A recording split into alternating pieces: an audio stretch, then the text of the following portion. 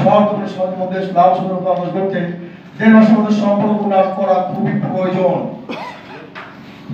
আপনারা যারা এখানে হতে আছেন আপনাকে একটু প্রশ্ন করছি, প্লিজ কিছু মনে করবেন না। আসলে কি সম্পর্ক প্রয়োজন? প্রয়োজন করে বলেন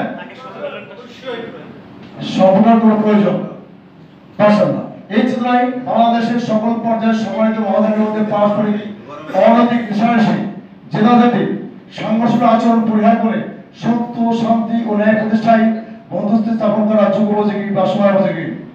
বিশ্বাস করি দেশের শীর্ষ ব্যক্তিবর্গের মধ্যে যদি পারস্পরিক সম্পর্ক বন্ধুত্ব হয় আমরা দেশবাসী পরস্পর বন্ধু হতে পারবো।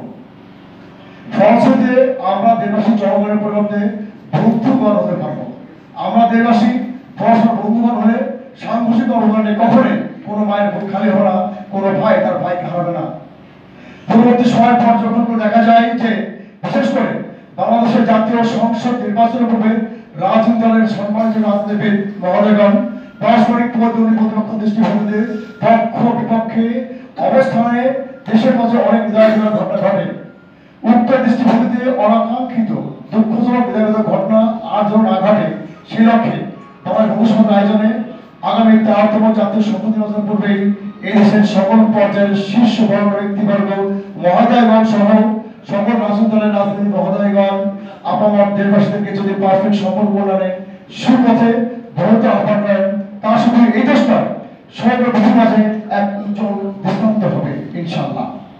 বাংলাদেশ অতীত প্রথম দেশ হয়ে হবে বন্ধুত্ব পৃথিবীর সৃষ্টি মডেল।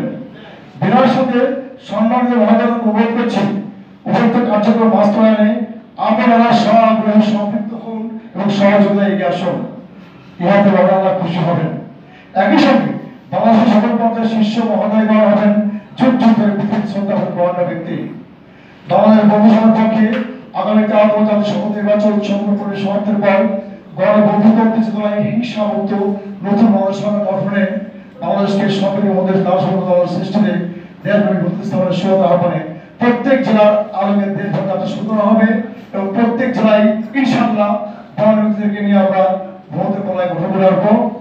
আজ 26শে মার্চ মহান স্বাধীনতা দিবস পবিত্র রমজানের জাতীয় প্রেস ক্লাবের আগে সমাবেশের মাধ্যমে আমি যে কথাগুলো আপনার সামনে উপস্থাপন করলাম যারা এখানে অনেকে আছেন আপনার কথাগুলি ভোটের সঙ্গে ধন্যবাদ করুন, হৃদয়ে স্থান দান করুন এবং একই সঙ্গে আপনার সকলকে জানিয়ে দিন যে হ্যাঁ আমরা বন্ধু সমাজের যে আহ্বান ছেড়েছি সেই আলোকেই সম্পর্ক উন্নয়ন করা অতি গুরুত্বপূর্ণ জরুরি এবং আমরা সম্পর্ক উন্নয়ন করবো কোনো মায়ের ভূমিকা না হয় আমি জাতীয় সংসদ নির্বাচন করবেই এই দেশটাকে বন্ধুত্বের বন্ধু সমাজকে জাতীয়করণ করে সমস্ত দেশকে বন্ধুত্ব বলায় ভরপুর করে উৎসব পরিবেশে জাতীয় সংসদ নির্বাচন অনুষ্ঠিত হবে।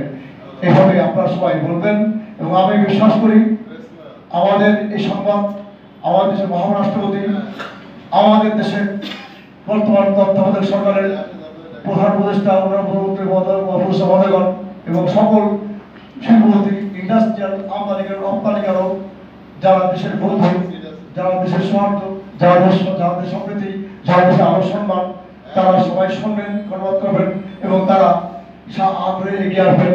সত্যি সত্যি এই দেশকে সম্প্রীতি মহৎ দেশ লাল সুন্দর মানুষ করতে আসবেন এবং আমাদের কাছে যে কথা শুনে আসছি নতুন বাংলাদেশ নতুন বাংলাদেশের সেই দেশ লাল সুন্দর বাংলাদেশ সমৃদ্ধ দেশ বাংলাদেশ।